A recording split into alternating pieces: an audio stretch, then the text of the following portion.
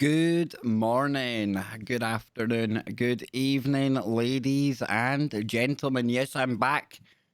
Had a day off yesterday, and I'm telling you, did I need a day off? So I want to thank you all for tuning back in today to the Kev Baker Show. I'm your host for the next 2 hours, and I'm coming to you live from the heartland of the smart land in Scotland. Yes, Glasgow, Scotland, the smart city, not because I live here, but because we're a smart city. I know it's a crap joke, but hey, I'm just glad to be back here.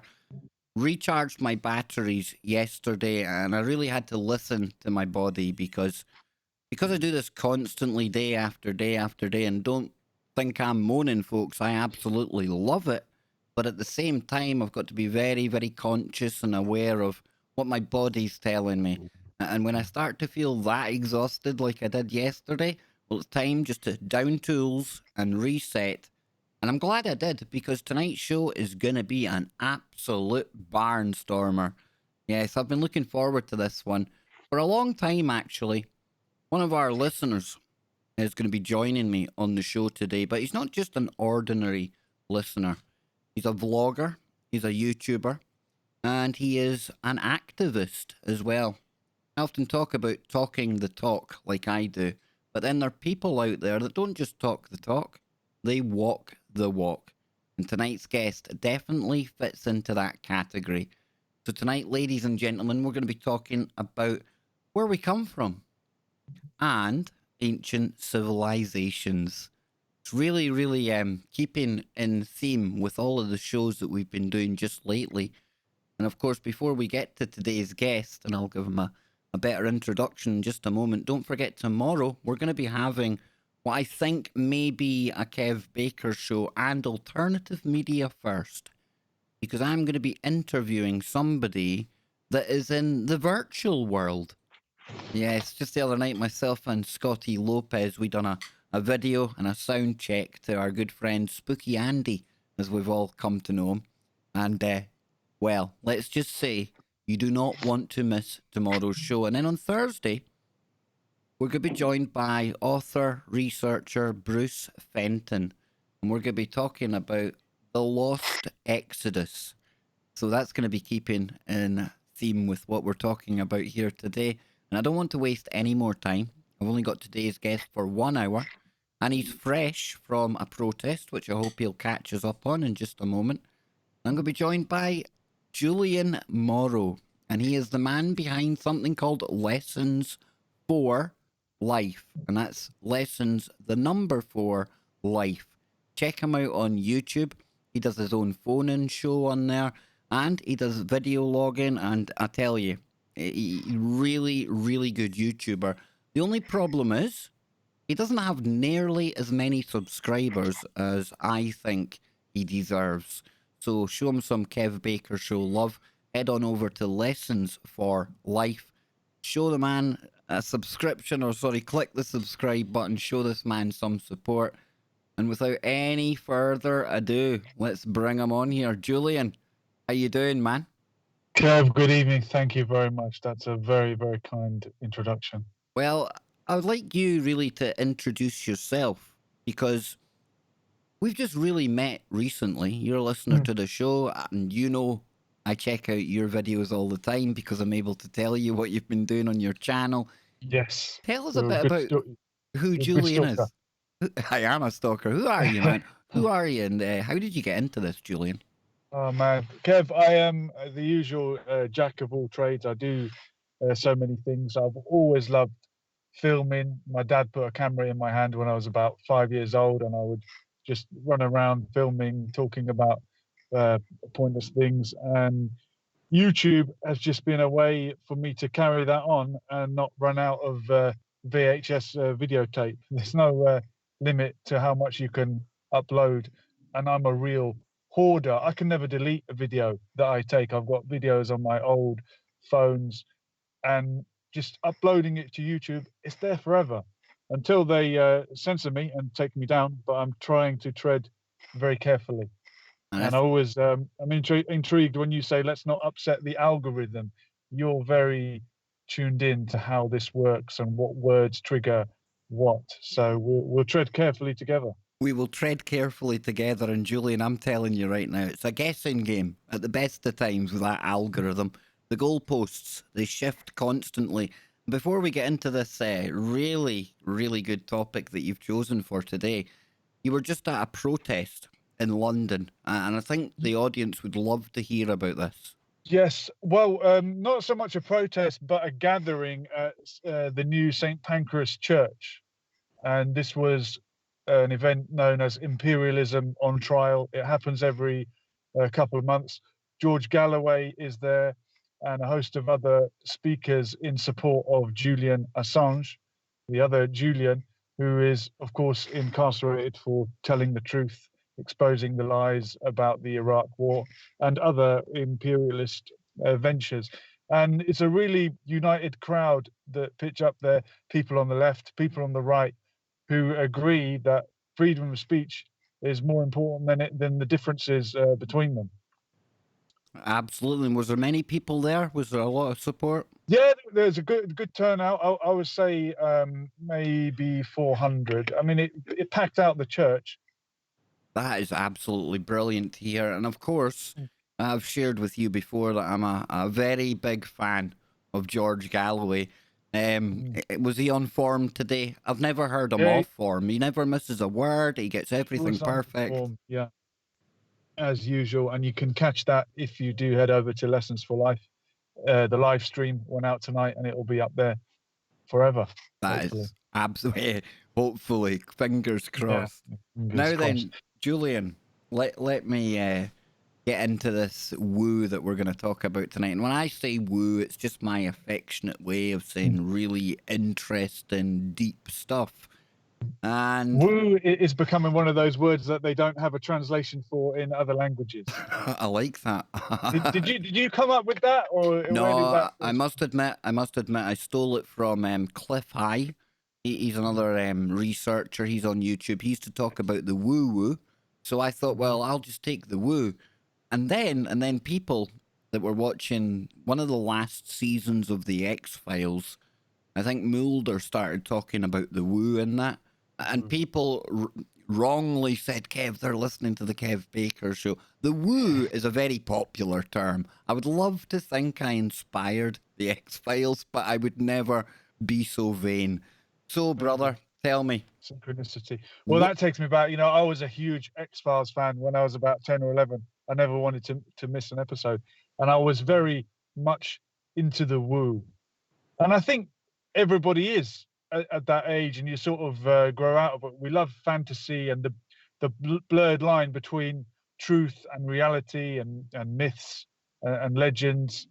And I was very into nature, and I was very curious about animals that went extinct. And then you've got creatures like the thylacine, the Tasmanian wolf. Is it extinct? Is it not? Every few years, people have sightings of this fox-like animal, and that's really curious. The line between reality and imagination. And it's becoming more and more blurred, right? It is. It is definitely. It is definitely. Absolutely. Now, Julian, we're here today, and you emailed me earlier on. I was just really going to speak to you about your activism, get to know you a bit more, hopefully encourage the audience to... Oh, we've got a super chat coming in there. I thought I had turned them off, but... It's all fun and games until it's not all fun and games. I'll split it with you. Rock the walk. There you go. Thank you very much, Lance. Now, I'm going to turn all the announcements off, and I'll play them during the breaks for the YouTube audience, because I don't want you to be interrupted here, because I really want to hear what you've got to say about where we come from. So, we come from Adam, Kev. Adam and Eve. And I remember in my youth, I was quite a believing Christian. And I asked the priest, is the Adam and Eve story true? Is it literally true? Do we have to believe that it's literally true? And he said, no, it's much truer than that. And that always stuck with me, that a myth or a creation story could have symbolic meaning, yet also maybe have elements of literal truth. And even the scientists are now telling us that we come from a common ancestor who they've called Eve. We're all descended from this one woman who would have been somewhere in East Africa. And the Bible doesn't say where the Garden of Eden happens to be. And that Adam and Eve story is retold in the Quran as well. And I used to teach religious education in secondary school, so I'm supposed to be well versed in all the different creation myths, but probably I'm strongest on the Bible and the Quran. And in the Quran, Adam and Hawa is the Arabic equivalent of Eve. But even Eve is an anglicized version of the Hebrew, and we tend to think of the Bible as being in the Queen's English. And recently, on my trip to Syria, in the church in Malula that was taken by ISIS and then freed, the lady that was showing me around the church asked if she could pray, and she prayed in the language of Jesus, in Aramaic, and it was the Lord's Prayer. And I sort of joked and said, "Oh, it's nice to hear what the Lord's Prayer sounds like translated into English." So all these books have been translated hundreds of times. To its credit, the Quran is at least in its original language, but it came thousands of years after the Bible. And this story of Adam and Eve, Adam comes from the Hebrew word meaning red, like earth. And in the Quran, it mentions that God created humankind out of clay, and this sort of notion that we come from the earth. And I've heard a lot of black separatist religious people like the Nation of Islam and the Hebrew Israelite movement talk about this earth color being a sign that the black man is the original human being, and that all other races were sort of descended from that race. Now that's their religious doctrine and that they believe it. But if we're saying that Eve, our common ancestor who really did exist, lived somewhere in Ethiopia, and we have the out of Africa theory, then probably the black man would have been, or the original people would have been, what we now refer to as black. And I don't want to steal the thunder from tomorrow night, but you've got someone who has a different theory coming up. Is that right? Yeah, on Thursday night, we've got a gentleman called Bruce Fenton coming on. And listen, I love as many ideas and hypotheses and theories as we get. And he talks about how it's a lost exodus, basically out of Australia as opposed to out of Africa. Well, it's interesting. And obviously the Aboriginal people of Australia they're black people. They have a kind of similar phenotype as with the native Africans. But interestingly, their look is more familiar to the Polynesians, of course, who surround that area, and the original inhabitants of South Africa, the Khoisan, who are the tribes who predated the Bantu people that descended down through Africa, the Bushmen who came into South Africa. They have yet again, I mean, Africa is more diverse than I think all the other continents, and the difference between DNA from East Africa to West Africa is greater than the difference between, say, part of Africa and Europe. But these native South Africans, and unfortunately, some of the pro-apartheid white racists would actually use this as an argument in their favor and say, look, the black people that we have oppressed under apartheid are not the original inhabitants of South Africa. The original inhabitants are the Khoisan, and they are but 10% or so, and we are just people that arrived later, just did as the Bushmen arrived later. But I mean, going off at a tangent, I think everybody has the right to live in the land that they were born in and not at the expense of someone else. And as soon as you start putting someone above and someone below, you're going to have hatred, you're going to create in-groups, out-groups, and having come from imperialism on trial, this is what imperialism has always done: divide and conquer. And in fact, part of the problem in Rwanda, the enmity between the Hutus and the Tutsis, was from what they called Hamitic theory. And the Belgians who ruled that part of the world,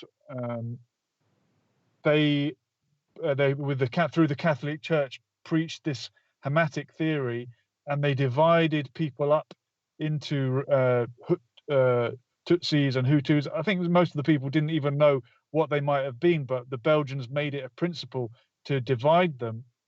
And the Catholic Church's theory on this was that the Tutsis, now this is a 50-50 chance here, I think it was that the Tutsis were descended from Ham, one of the sons of Noah, and the Hutus were not.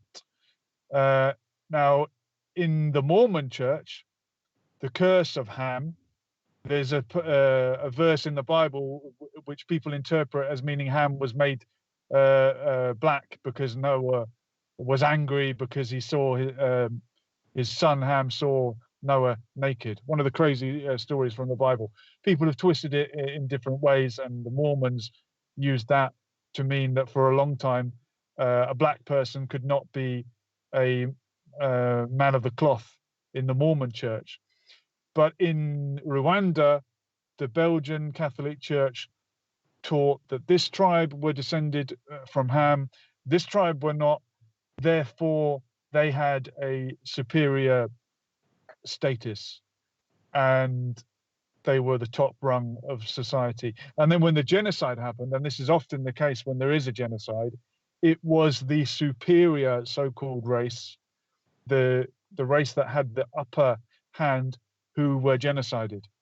It was the Tutsis who were in the privileged position, and that made the Hutus rile up against them.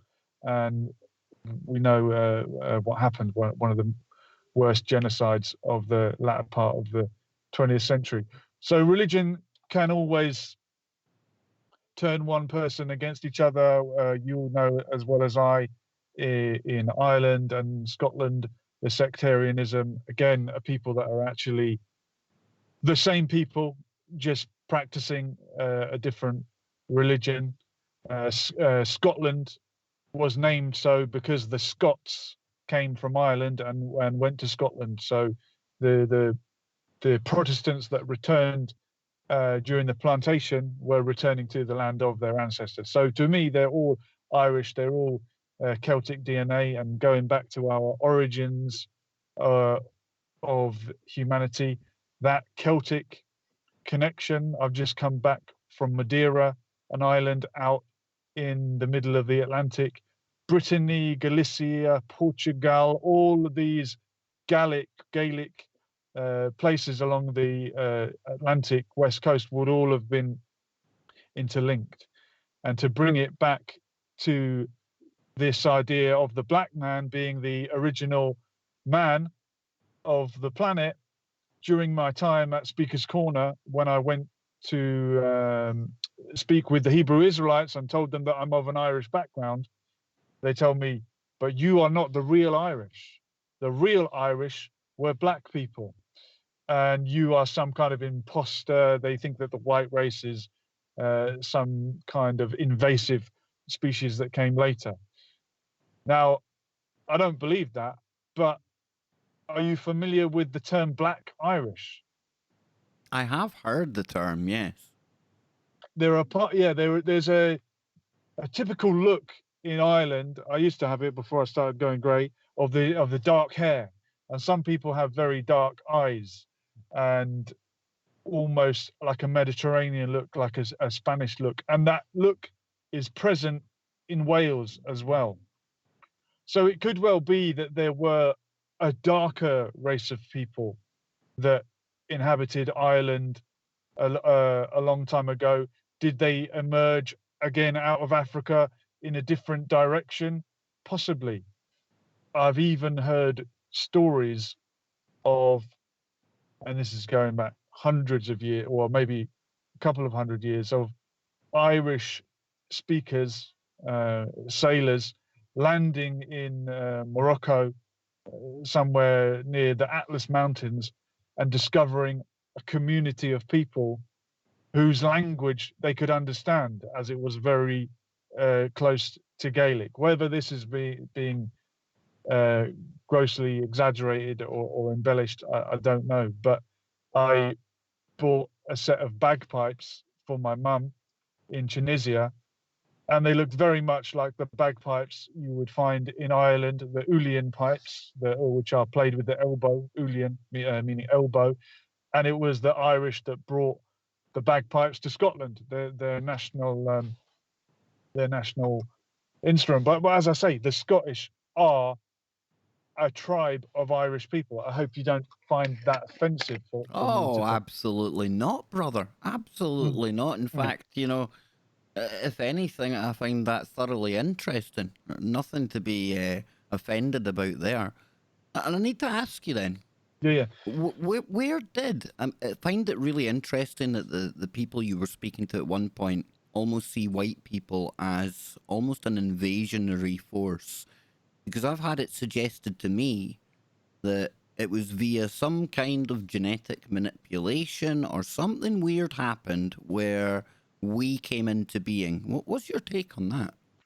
Well, I read a lot about the Nation of Islam in my teens because I was really into Muhammad Ali, and I was reading this Muhammad Ali biography, and I was getting into boxing around the same age that he would have been boxing, and I really sort of identified with him, and he was a very strong Christian in his youth as well, and read the Bible, brought the Bible with him when he would go to tournaments, traveling, and of course he then turned his back on that. Well, he was always a man of faith, but he turned it in a different direction, and the version of Islam that he believed in, they have this concept of an evil doctor called Yaqub, who lived on one of the Mediterranean islands, possibly Patmos. I mean, they go into detail describing where these events happened. And over thousands of years, he bred this evil, and it described as sickly white race by breeding the lighter skin with the lighter skin. It's another myth. Maybe does it have any element of truth? The other more scientific explanation that I've stumbled across, and it's been in the news recently, in fact, is that Europeans interbred with Neanderthals. And that's not even disputed, I don't think, that Europeans and Neanderthals coexisted, and there would have been some kind of intermixing. And apparently the Neanderthals died out because their brains were too big and they could not consume enough calories to feed this huge brain that they had. They were apparently very intelligent, but they weren't efficient. And survival of the fittest is just that. It is not the strongest, not the tallest necessarily, but whatever is best suited to the environment that you're in. And a big brain might not be conducive to living in that environment. Of course, melanin would be the genetic factor that dictates what color of skin you have, and the people that moved into colder climates needed less melanin so that they could absorb vitamin D from the sun. And this makes makes sense to me. It would suggest an out of Africa hypothesis, but the out of Australia and into Africa hypothesis is not any worse. As you say, it's just a different idea. Now, Julian, hold that thought, because we're Yeah. already on the break, brother. It goes at Okay. breakneck Well, we're speed flying. here. Breakneck We're speed. flying. We will be right back, ladies and gentlemen. Don't go anywhere. Please check out Julian's channel, Lessons for Life on YouTube. We will be right back. Now then, Julian, we're still on YouTube. Okay, we're hanging in there. Yeah, well, we're still on YouTube, so I want to urge everyone out there to head on over, check out Julian's channel. You'll find a whole host of stuff on there. I mean, I've been over there, I check Julian's channel out all the time. I think one of his latest videos before today was the MMA training and stuff like that. Yeah. I'll try and get that in on a Monday. Yeah, and you were sharing with me just before the show, dude, that you just got married recently, man. Congratulations. Yes, I'm now a married man. She's made you an honest man, right? Yeah. But listen, you seem to be very knowledgeable on Islam, and this is something I really like, because in alternative media and my show personally, it tends to be more Christian-style guests that are available to bring onto the show. And I don't like putting anyone in pigeonholes, but I suppose if people were putting a label on me, it would be Christian. However, and I'm going to be perfectly honest here, and I don't care what the audience think, but before I did turn to God, I very seriously considered Islam as an option for me. Now, people might actually kind of react to that.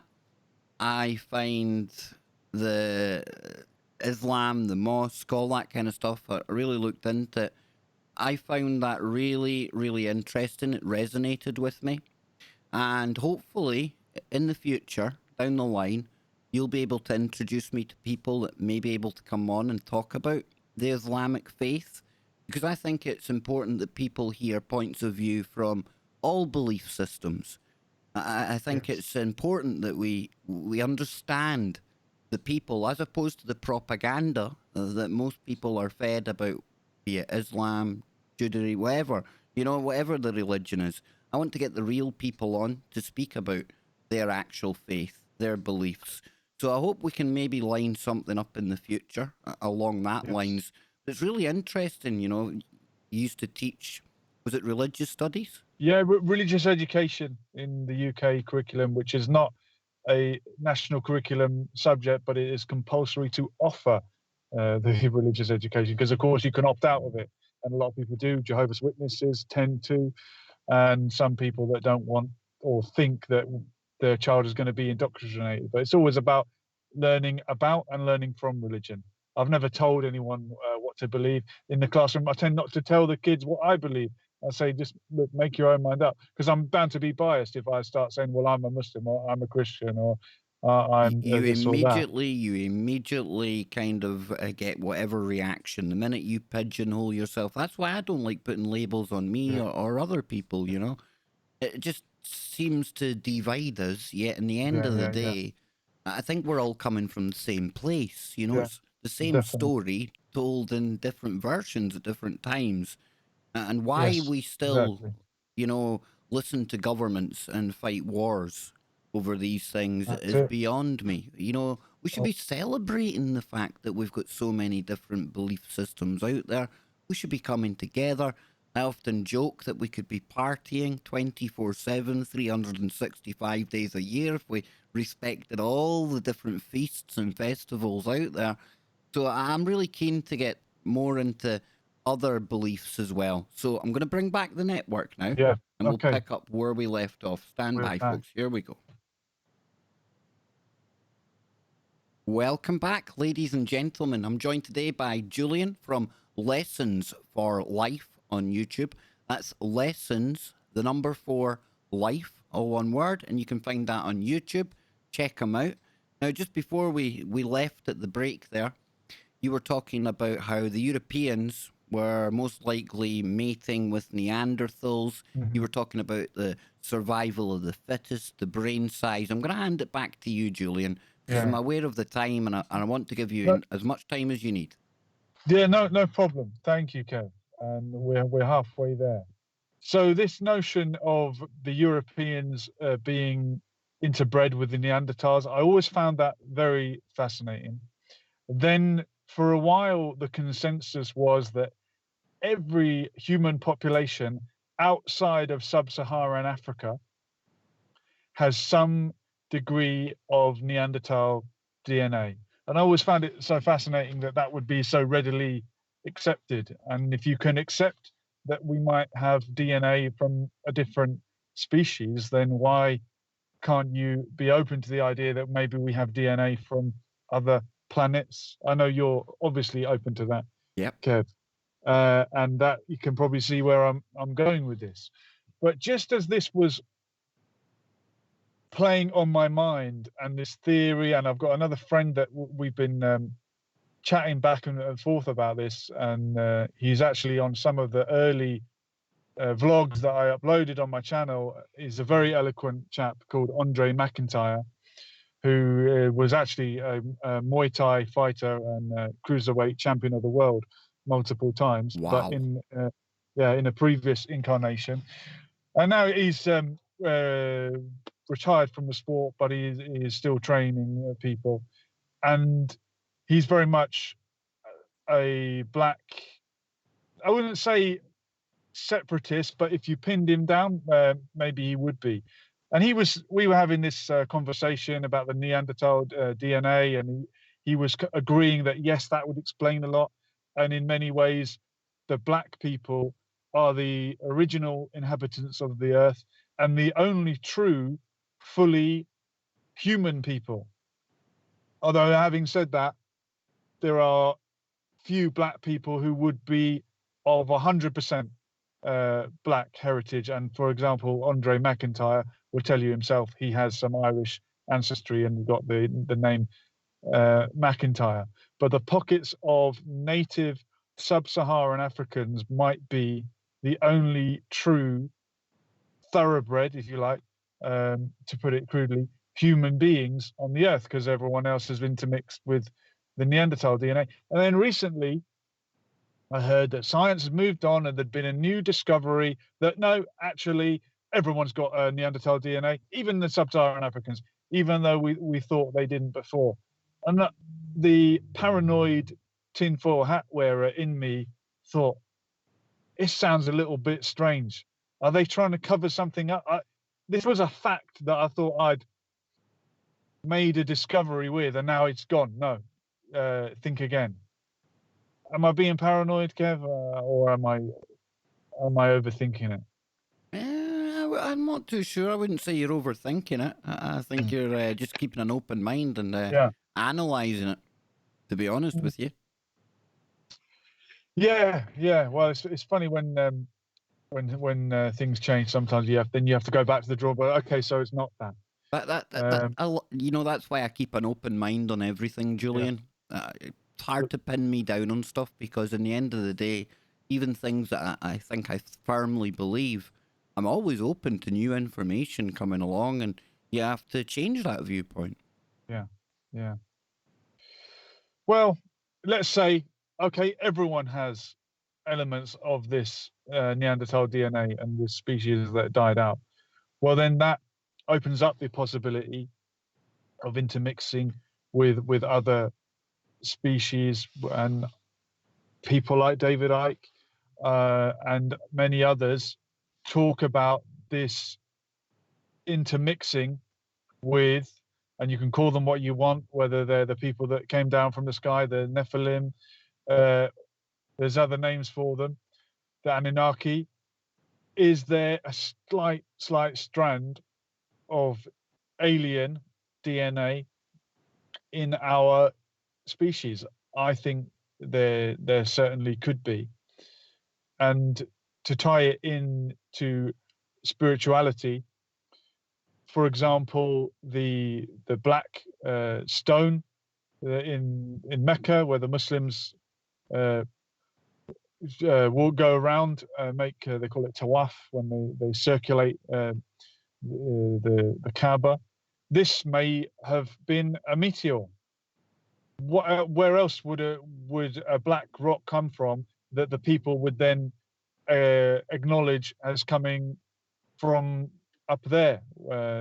Although I think Muslims would not like the idea that God is up there. God is not necessarily everywhere, but he's also not necessarily up there. But you can see how something like that would have been interpreted as, oh, this is God sending us something. Equally, if the Nephilim came down from space, they come down from the heaven. We use the word heavens, the heavens, interchangeably with the sky. So I definitely think there is some way we can square the circle of science, of faith, of spirituality, and of woo, as you call it.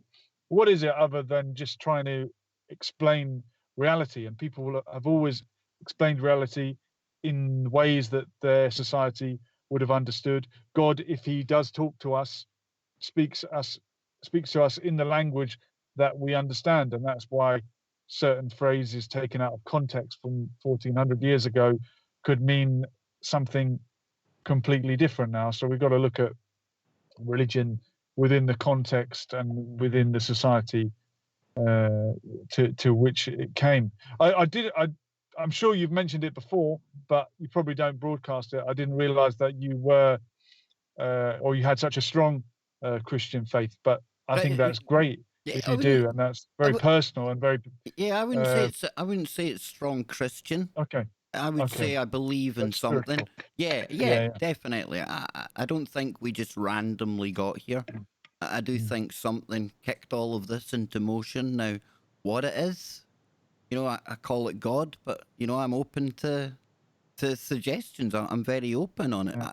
In the end of the day, I just don't know, and that's where the faith part comes in, right? Mm-hmm. So yeah, but I don't like to kind of pigeonhole myself, label myself, because at the end of the day, I don't sit and read the Bible. I've got a problem with that being edited by King James and the translations and things being lost That's and right. taken out and That's right. things. Like you say, I think it's an inner personal relationship that you have. Mm-hmm. It's spiritual. It's very, individual. Yeah, yeah. It's interesting. One of the friends I made at Speaker's Corner was another black identitarian. Very hard to pin down on any sort of opinions, but he referred to himself simply as IC3. And IC3 is the police identity code for a black person. IC1 being white Northern European, IC2 being white Southern European, IC3 black, IC4 South Asian, and so on and so on. And I tried to pin him down one Sunday afternoon and say that, you come across as a spiritual person. May I ask, do you believe in God? And he stopped me right in my tracks and said, what do you mean by God?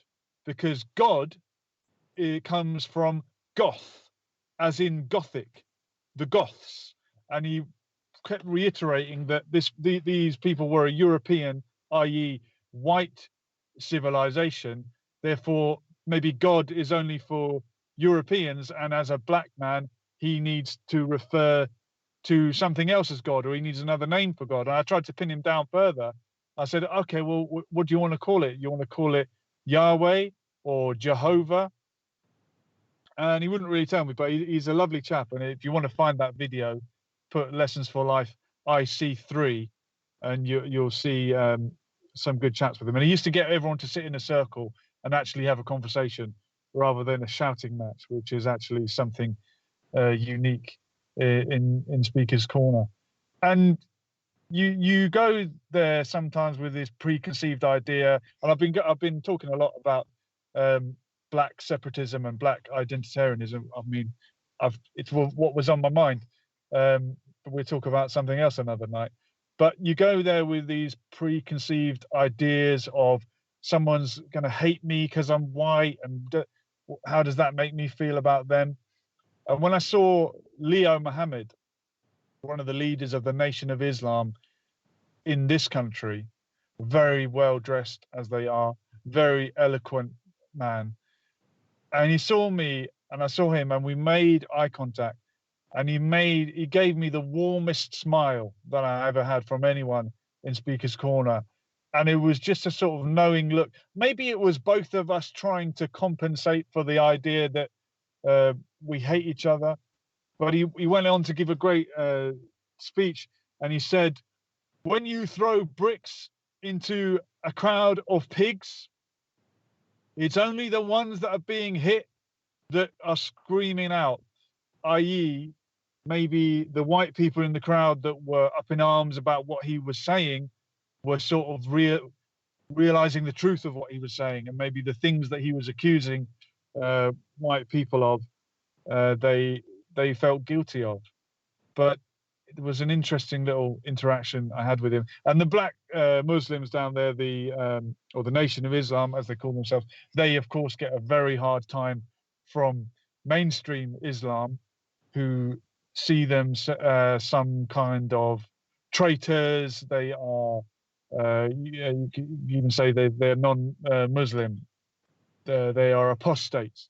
But as you say, they've got so much more in common and if we all just saw what we all had in common as human beings, it would be a lot better. And I saw that from Leo Mohammed, despite him being a black man, black separatist, and me being perceived certainly as a white man. But I'm not too into labels and identities, etc. And who is white and who is not white has changed over the years.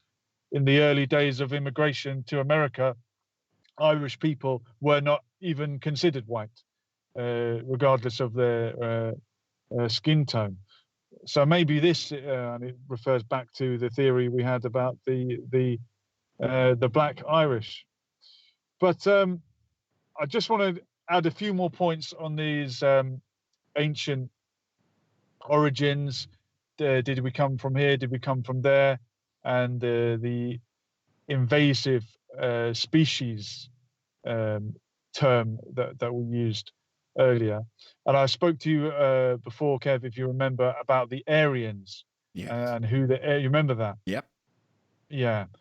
So it's synonymous now with Hitler and Nazism and all of that caper. But really, the Aryans were an ancient, we call it Indo-European civilization, and it's more accurate to refer to languages rather than races. So, for example, in Iran, they speak an Indo-European language, and the Iranians regard themselves as Aryans.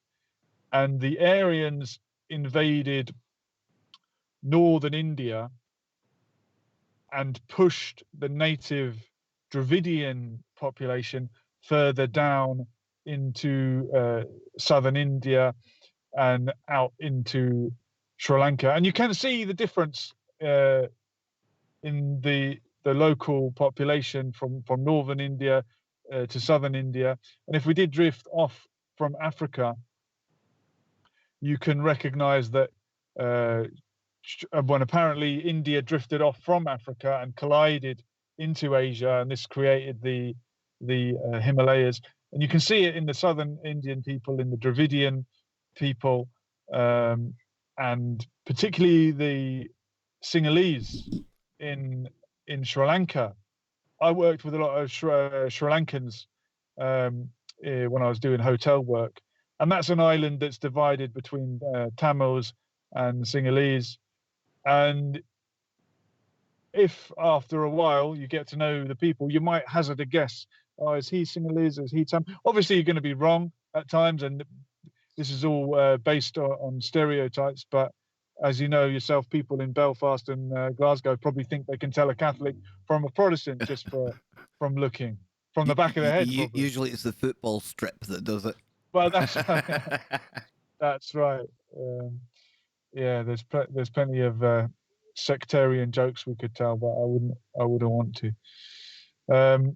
But yeah, I've always, and maybe that's the Irish background, and people say that the Irish are very friendly.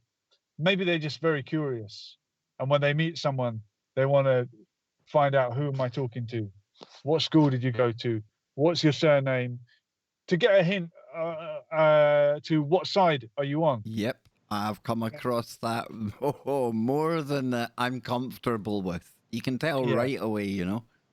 Mm-hmm. And it's not nice. And I always try to reiterate that we are all the same. Yep. When you go back far enough, especially in that region, being Celtic cousins, and even the kingdom of Delrada, which spanned Ireland and Scotland, and they spoke the same language. They were the same people, one people divided by a religion that many of them don't even practice, but it's just identitarianism. But going back to Asia and the evidence for an out of Africa creation story, Sentinel Island, the remote island off the coast of India, where the natives there are totally untouched. Anyone that touches down there tries to annihilate the idiot that's gone there to try and spread his religion. These people, from the long distance footage that I've seen, look very much African, and many corners of the world have pockets of native black people. Even in the Philippines, there's a tiny population, and they're known as negritos, meaning small black people, something akin to like what we call pygmies in Central Africa. So I'll be very curious to hear your show tomorrow night and find out this different theory that maybe we came from Australia, but I think there's certainly evidence that wherever black people came from, they would be the original inhabitants of the earth. I don't know where the other strand of DNA came from, whether it's Neanderthals, whether it's aliens. We are all mixed by now anyway, but we are mixed to different degrees. And even in South America, and I was in Peru coming up to, well, it's 18 months ago now. And there's another vlog you can find on Lessons for Life.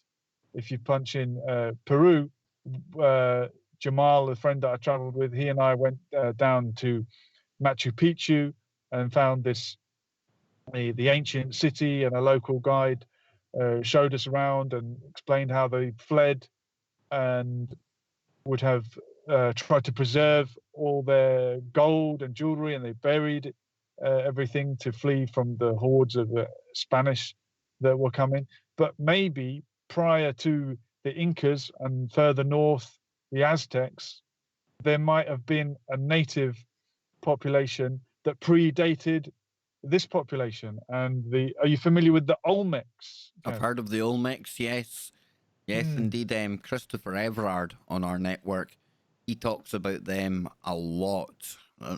Not very many people out there actually bring that up. Not many people really appreciate the Olmecs.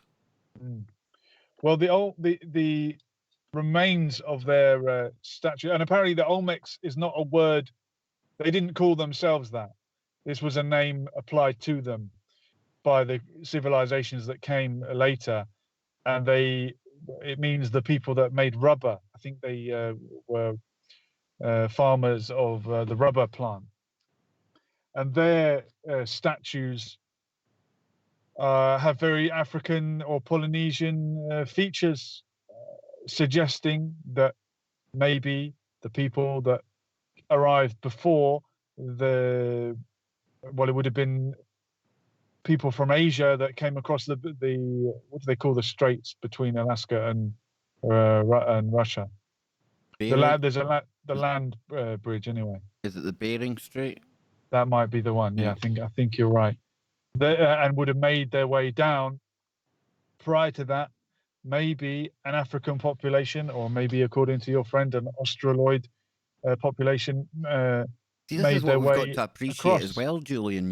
We're used to seeing the globe in its current form today, But when we go Mhm. far enough back, I think the world was a very different looking place. You know, Mm. there would have been sea rising over the ages. Sea levels may have been lower. You may have had more Yeah. land locked together. Absolutely, you know. So Can't be, Kev. There was no pollution back then. The temperature never changed. Come on. Don't tell Greta. Don't tell Greta. Oh, yeah. Where's your little? How dare you? Now where did she come from? I'm telling you. Yeah, that's a whole other show. I do chat to Piers Corbyn now and then. Well, I did when I used to see him at Speaker's Corner. He's good on all of that stuff. Jeremy Corbyn's brother.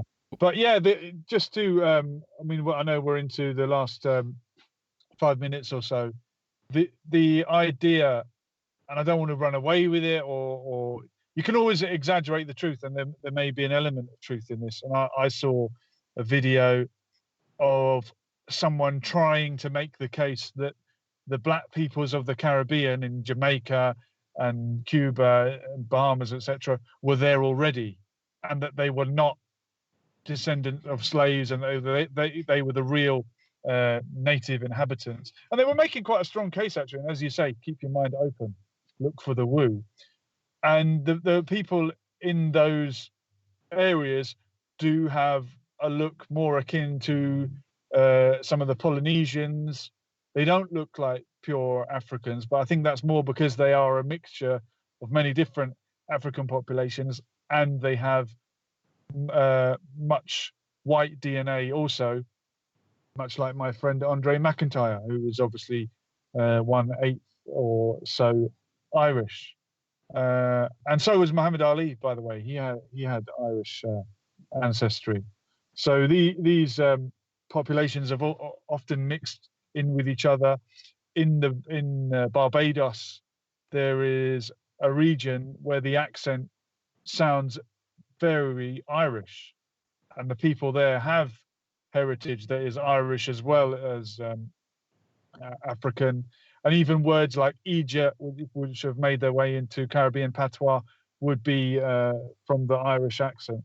So there's definitely been intermixing, and I think populations that were oppressed would have naturally had an affinity with each other. And I think, sadly, the Irish who became white, some of them may have forgotten that, and you've even got sort of the new right emerging in Ireland, and right-wing populists that forget that the majority of Irish people have always been immigrants. There's more people of Irish heritage outside of Ireland than there ever could be in Ireland, because Ireland was kept poor and was starved by the imperialists, and Scotland suffered a similar fate with Highland clearances. And we must remember that and not become the oppressor.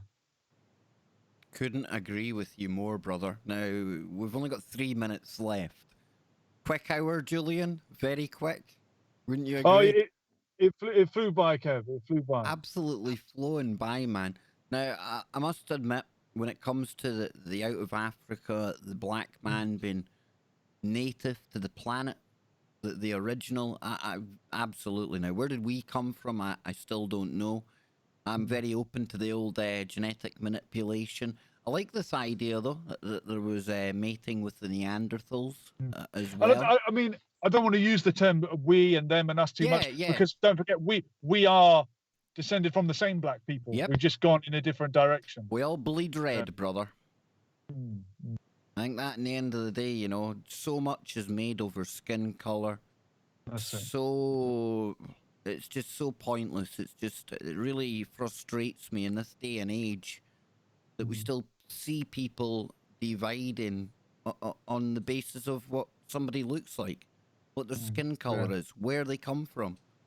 You know, if we could get over all of that and work together and, you know, have these conversations like do take place in Speaker's Corner, you know, I think we would start to see the change that a lot of us would like to see in the world. You know, just being more open-minded, listening to other people from different countries, from different backgrounds, you know.